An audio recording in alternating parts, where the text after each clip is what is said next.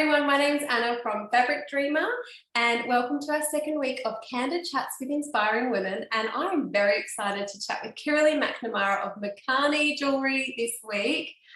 I love Kiralees jewellery. I'm wearing it now. You would be pretty familiar with her jewellery if you've been on my page for a little while. I just want to pick her brains about her brand, her design, her jewellery, her life, everything. So let's get Kiralee on. Hi Kiralee, welcome. You are our second guest and I'm very excited to chat to you. Very excited to pick your brains about Murkani. Great, can't wait. I would just love you to catch us up to speed on the Murkani brand, how long you've been designing. Tell us a little bit about yourself and your brand. So I started Murkani in 2012 in terms of designing, and then we launched it in 2013. So in terms of designing, my background had been more corporate marketing, but I had always been interested in fine art, and I did fine art when I was in school and tossed up whether I would become an artist, but then thought, how does one make that into a career? And also looked at interior design and things like that. Anyway, didn't end up doing that, went the corporate career for a while, or a long time, 10, 15 years. And then it wasn't until I had some space in my life later on when I had children that I went back to, I would like to have my own brand and design my own things and do my own, go my own way. Awesome. So, yeah. And so you've been designing since 2012, and where I know that so many stores that I know of stock Murkani. How many stockists do you have? Where do we find it? What's your website? We are, well, the website is murkani.com.au. We have about 110 stockists in Australia. We're also available in a gorgeous stockist in Ho Chi Minh City in Saigon in Vietnam. And then obviously, as I said, online. So we are at the moment launching into New Zealand, which is exciting. Wow. And then we have, plans to launch into the US, UK and Europe as well. So we've been working on that as well. That's so exciting. Yeah, it is exciting. It's really exciting. So, well, I would describe my brand, and when I was designing it, I wanted to create a brand that was for women like me. And what I meant by that was there's so many beautiful pieces and jewelry brands that I love around the world, but I couldn't afford them, to be perfectly honest. And I would spend all this time looking at these beautiful things. And I got some beautiful pieces for, one of those milestone birthdays. And I thought, God, that necklace is like $1,000. And I thought, I can't afford that on not an everyday basis, but on a general basis. And I thought, wouldn't it be beautiful if I could create some beautiful pieces that were handcrafted, beautifully designed, beautiful materials, and that were relatively affordable. And that really is where I started. I'd always wanted to have my own brand and do my own thing, but this is where I thought, well, I can do this. And that's what we did. So, and we joked about the fact that we would call it, what was the original brand name was terrible. It was something like, for people like us, it was just really ridiculous, which of course we didn't do. But it was just this whole thing of wanting to make it relatable. And so that whole thing of, people say to me, oh, your jewelry's really expensive. And I say, yeah, but you're getting solid silver, or you're getting a beautiful gold plate. The stones are real. There's no glass in there. And so it was really about creating pieces that were wearable, durable, and beautiful, and for a long time. Like, I don't want my pieces to ever end in landfill. I want you to be able to wear them for a long, forever type of thing. Yeah, and I've been wearing yours. Well, I've been working with you for a few years now. And the pieces are beautiful. They don't tarnish, like they're just, you need to take care of them, of course. I know that I need to clean my silver earrings. Yes, you do. And it's funny because I don't really clean my jewelry, and every once in a while I'll see someone else in a piece and I'll think, oh, mine looks a bit dirty. But in general, all real materials will tarnish eventually, and you do have to take care of them. And always use gold plate, a beautiful gold plating process, so that we can really keep the price down, because as soon as you make any of those pieces solid gold, the prices go up to $2,000, $3,000, $1,000. So it was about keeping it affordable. But in saying that, with gold plate, you've got to take care of it, and you can't spray perfume on it, and you can't wear it, you really shouldn't wear it in salt water, and you shouldn't wear it in a spa or at the gym. But the silver you can wear anywhere, But again, you have to take care of it. You have to, clean it on a relatively regular basis. Not that I do that. And you should dry it. And then what we do, which is so boring, it sounds so weird, but I keep it either in, I've got these gorgeous little jewelry, kind of like, what do you call it, like velvet squares within my drawer, but I also keep it in plastic bags, and that keeps out the oxygen, which reduces the rate at which the jewellery would tarnish. Oh, that's a good tip. That is very It is a good nice. tip. I It's have not very all my attractive. necklaces hanging on like a velvet bar, which is not that practical because they get sort of tangled. Get them tangled. Yeah, exactly. Yeah, I've actually just put all my necklaces on a. I bought plastic hooks from Bunnings and put them on the inside of my cabinet to a wall, and I take you in there, except you have to go through my bedroom. But you know, hang all my necklaces in there, so now that I can find them. The only issue with that, so they're not getting tangled, they're easily findable, but they are going to tarnish quicker because they're not in the plastic bags. So yes, okay. Yeah, but I've accepted that. Yeah. Okay, so I would love to know a little bit more about your role as the Murkani designer and founder, and your day. What does your day look like? And then take us through maybe a day in the factory. Where do your pieces get made? What materials are they made out of? So my role is kind of like everything. So it's not just designer, it's, you know, it's marketing and it's sales, which I often don't do enough of, my team tells me, because I'm driving, and it's managing a team. And so, you know, now we've, the brand started in Vietnam when we were living over there, and now we moved back to Melbourne 3 years ago.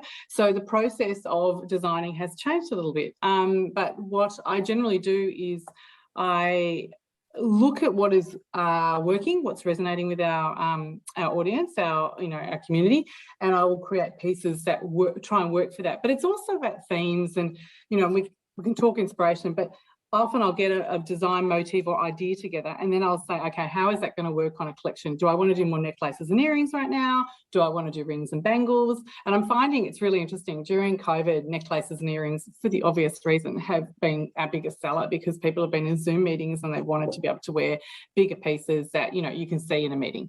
Whereas rings and bangles haven't been as big for us. So it's been quite funny.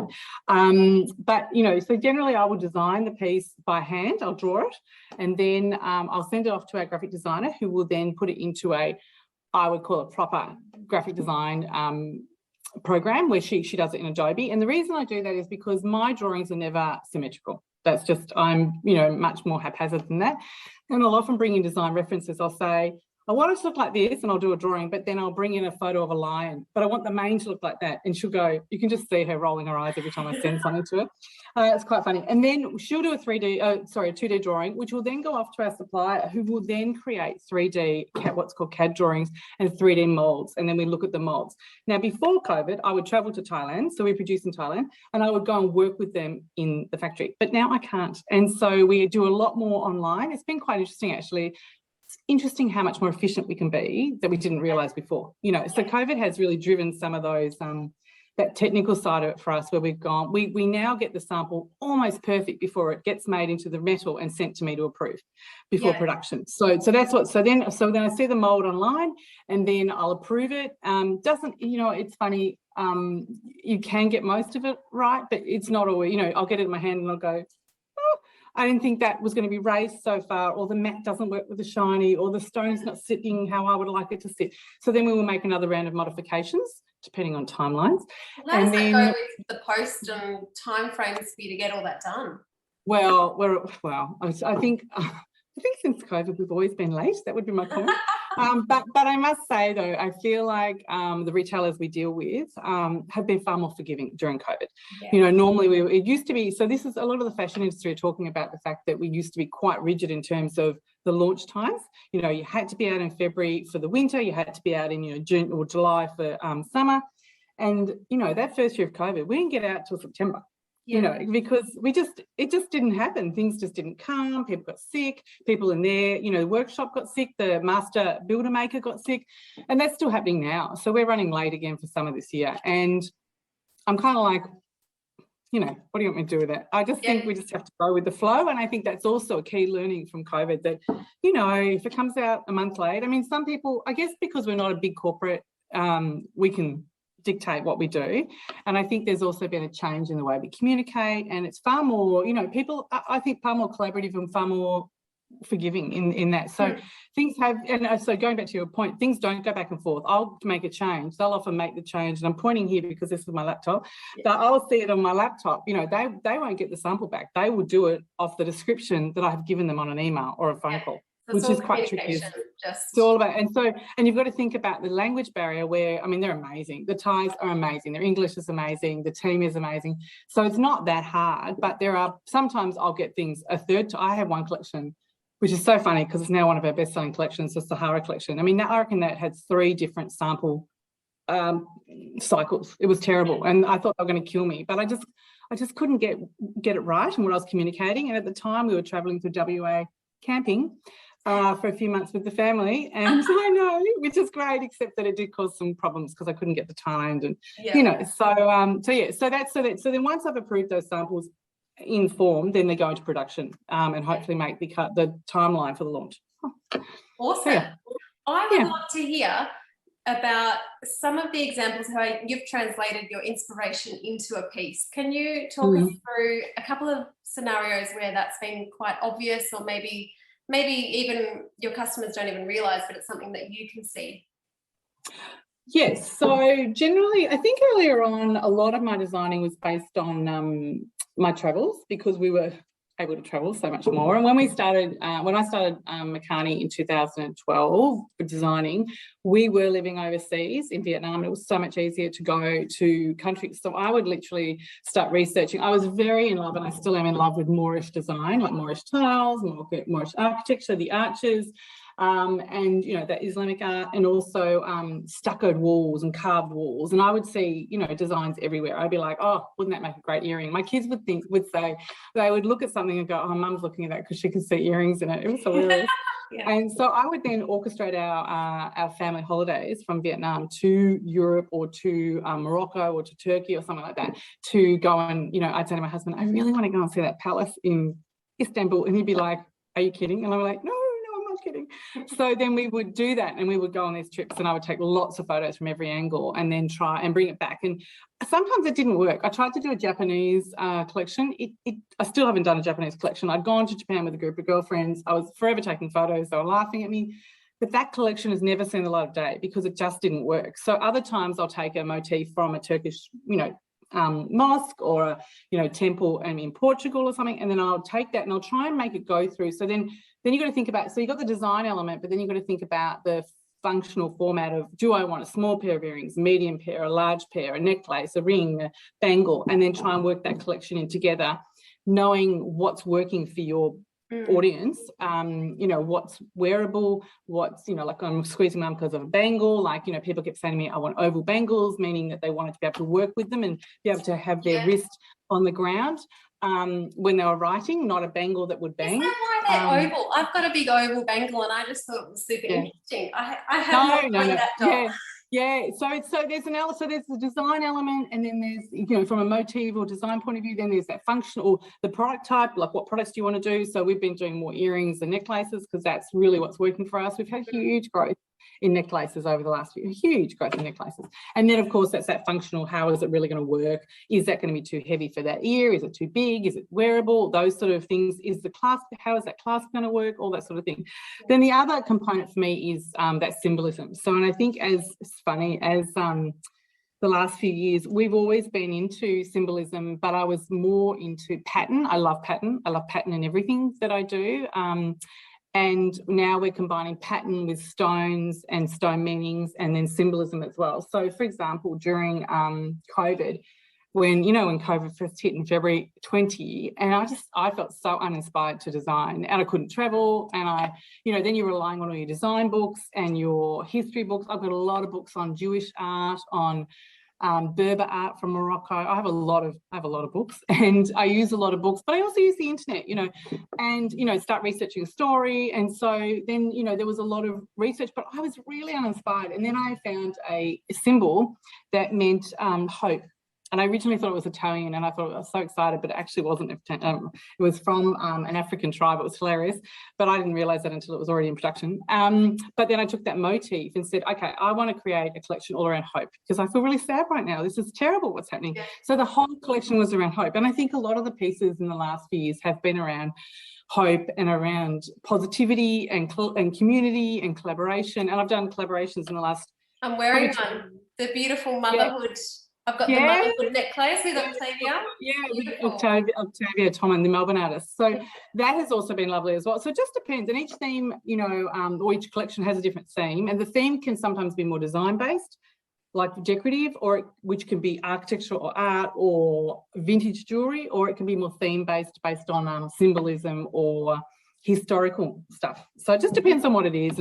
But I love the research. I must say, I'm never happier than when I've just been doing a collection, which we can talk about, for Hagar, and I have spent hours researching, and it's been so fun. Like, my husband's going, "What are you doing?" And I said, "Oh, I'm researching this amazing burial place in Afghanistan from this century," and he's looking at me going, "Are you working?" Okay, yeah, I'm working. Yeah, this is the good stuff. This is my work. This is my happy place. Yeah. So let's talk about the charity that Murkani is working with, so Hagar.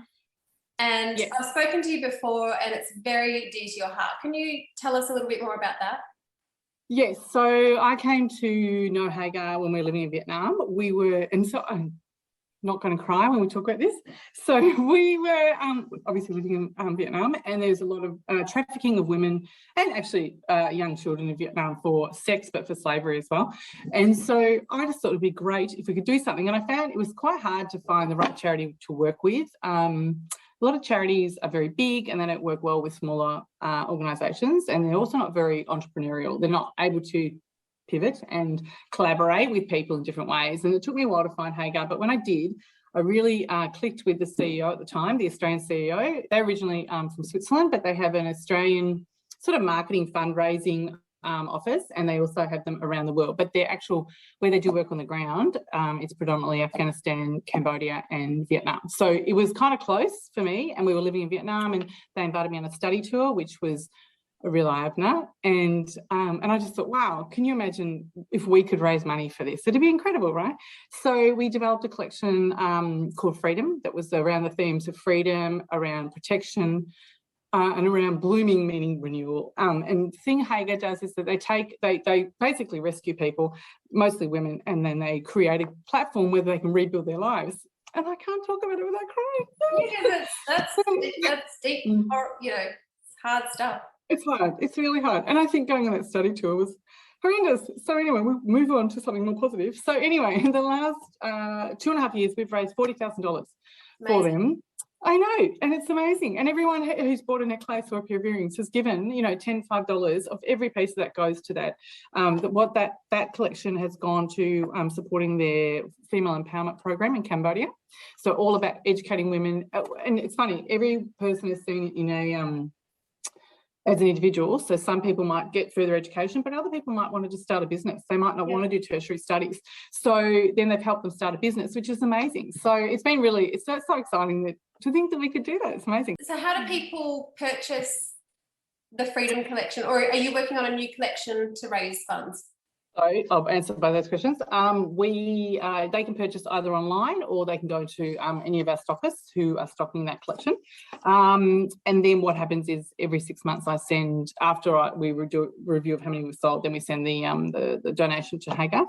We are working on a new collection. I think probably and I don't want to cry again, about the situation, I'm terrible, in Afghanistan. And so we are creating a collection, hopefully to launch for this Christmas, but I'm not sure we're going to make it because we've had some issues around the designing. And the designing is around this collection, this burial. There was a whole collection of jewellery found by the Afghanistanis years and years ago, and they've called it it's called Tili Tepia, which literally means golden mountain, and it's a golden hoard. And Afghanistan is on the silk trade route, so the jewellery and the treasures that they found were from India, they were from Morocco, they were from all these different places. So it's got quite a lot of influences in it. So it's amazing, it's so beautiful, and that collection has now gone underground again to protect it in the current situation. So it's been lost a number of times and then found, and so now so I've designed 3 necklaces that take themes of from this collection. There are things like golden coins in there, and there's crowns in there, and there's even heart-shaped jewelry in there. It's quite interesting. And it was found with 5 women who it was their burial ground and their what do you call it, entourage. So it's so interesting because I don't even know who all the people are that were in there. So it's fascinating. The whole story behind it is fascinating. It's so fascinating and so beautiful. I know. Bring it to life and help. Yeah, I know, in a contemporary way. Like it's taking those pieces, and we've taken 3 different designs. And also I'm trying to work with lapis lazuli, because that was a stone that, I know, so fun, but that part's not working. So I'm trying to rejig it at the moment. So that we were trying to get that out for September. So hopefully, and if not, we'll launch it for in March with International Women's Day, possibly. So we'll just see. I've got a number of collections happening at the moment. We've got a lot happening at the moment. So you're a busy lady with a very beautiful heart. It's very lovely to chat to you. We are going to have to, I could talk to you for ages about your jewellery because I love it. Looking at my notes, because I have notes. I just wanted to I think it's really easy to assume that successful businesses have always been big and thriving. And I just wanted for you to speak into that a little bit about where did you start and what's the journey been? What's some significant trials that you've overcome? So we started designing in 2012, but in saying that, I have been designing my own brand and collections since probably for the last 15 years. And it's funny because I started a shoe brand, you'll laugh, and because we were living in Malaysia at the time and I had time, and then we came back to Melbourne and I got a real job, didn't have time. And then when I had children, I started dabbling with making jewellery by hand, and it was more beaded jewellery, and it sounds terrible, but it wasn't, crocheting onto metal. It was really, I did some beautiful courses actually, and then I did a silversmithing course, decided that wasn't my journey, and it takes a long time, and it's really messy and dirty. And I realised that what I love is the designing, the history, the themes behind it. But I also love the visual. I love creating the visual imagery behind the brand. I love creating the theatre. I love creating the stories. So for me, I realised that's what I wanted to do. And then when we moved to Vietnam, I had time to do that. So I was already kind of thinking about stuff in 2005 when Holly was born. And then in 2012, when we went to Vietnam, I had time. So, but then of course, when you talk about what struggles and what difficulty, one of the biggest challenges for me was that people consistently said to me things like, well, how can you design anything? You're a marketing person, you're a general manager. And I was like, yeah, but I can do anything I want. And they're like, yeah, no, you can't really. So that was, I know. And that first few years, I felt that huge, imposter syndrome. I just felt like a fraud. And it wasn't until the brand started doing quite well that people would say, I didn't even want to write designer on my email. I didn't know what to write. I was like, I'm just going to write Kiralee, because I just felt stupid. So I found that really hard. I found it really hard to overcome. And even now I know people, I've got a friend who's a really quite successful designer, and she continually will say, it's not very supportive. She'll say things like, I just don't know how you can do it when you're not really a designer. And I'm like, well, I think after now 9 years, I feel like I am a designer, so that's all right. So, and I was always into art, and, so that's, I think that's such a common thing, that you feel the need to over-explain. I know. Why it is you like this, you're good at this, and usually imposter syndrome is sort of an internal thing, but when you've got other people saying that to you, that's so hard. It wasn't many people. There was only 1 or 2, and often people are surprised because my background was in cosmetics. It was, I was a general manager, which I really, really enjoyed. But I always felt like when you're in a more corporate role, and I think most women, or anybody, women who are in corporate roles, you are never the decider of the journey. Whereas in my business now, I can say, oh, I want to work with Hagar. Oh, I want to work with this particular artist. I've got a really exciting project that I'm working on that we can talk about another time when it's further down the track. And it's really exciting. I could never do this project if I wasn't in my own business. And I can work with anyone I like. I think that is so exciting. I can design anything I like. I can, as long as it works. And if it doesn't work, then you go, okay, well, that didn't work. So, but it's listening to your audience as well. And when we did Hagar, I was really worried, would that work? Is that too confronting? We're talking about trafficking. We're talking about sex trafficking and slavery. That's confronting. And yet I get the most beautiful letters. Yeah. I think because there's heart behind it, and people want purpose. You've got a purpose, and as a customer, I think they want to feel connected to a bigger purpose. They do. Well. They do. They really love it. And I think that the connection and the storytelling for me has grown as part of the brand, and the journey. Like we talk, and people hate that word journey, but it is a journey. You start off in a small, you start off on your own. I mean, I was locked in a room and people would say, God, come out for lunch, stop working. And I'd be like, no, I really want to, by the time I've left Vietnam, have this business to this level, and I want to be doing this. And the other funny thing was when we talk about, it's not struggle, but it was a real thing. My husband, and many people would say to me, you can't start working with a charity now. You don't even pay yourself properly. And I'd be like, I know, but I feel like this is part of the DNA of the brand. I want the brand to do this. I want it to contribute with, and work with people like this. And people would say to me, why are you doing that? You're not there yet. No, so that I find that's been interesting as well, where people's reaction. But now I look at it and I think we've donated 40 grand in 2.5 years. That's, and it took a while to get it up and running. So that's amazing. And yet, and I now employ 5 people, and, it's still small. But, we're all paid, and it's going well. And I think COVID has been incredibly kind to us as well, in terms of that growth. We grew a lot in COVID because clearly people buy jewellery in a pandemic, which is lovely, and they buy jewellery that means that's something to them, and I think that connection thing has been really important. And coming back to affordability, it's beautiful that people can give to loved ones because it is affordable and good quality. We are so running out of time. I would love to know, Kiralee, favourite cocktail? Oh, favourite cocktail. Do you know, when you sent that question through, I was like, I love champagne and I love Chardonnay. So they're my answers. Beautiful. And what about your coffee? Oh, do you know, I came to coffee later in life and now I'm addicted. So I'm a flat white girl and people frown at me because I still take a natural sweetener. I'm terrible. I find it a bit bitter, but I do love it. So I'm addicted. Beautiful. I'm terrible. And when I met you in that cafe that day in Melbourne, which seems like a very long time ago. It does seem like a really long time ago, but what I loved and what stuck with me is, and I think this happens when you do meet the designer behind a brand, and that's right, you're a designer. Hold on. The way that you wore your jewellery, I was just like, I wanted to she's got those 2 earrings. Yep, I just want to take one of everything, thank you. And it was so, I just love to see how you style it, because it is quite I'm going to make it up, but bohemian minimal luxury, is that? Yeah, we say it's the elegant boho, we're not grungy, we're elegant, and it's individual, and it's classic pieces, and you wear it so well. So I'd love you to tell us, what is the piece you cannot live without at the moment?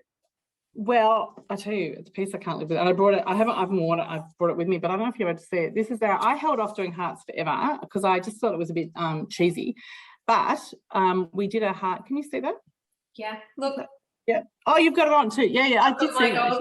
So this is our new heart. Yeah, the modern heirloom heart. And that has just, oh my God, I love it so much. And I never thought I would wear heart jewelry. I wear it nearly every day. And it's easy to wear and it's easy to style a layer. And of course, layering necklaces is huge at the moment. So it's just easy. It's a statement without being too much. And I think that's what we are as well. We are a statement without being too much.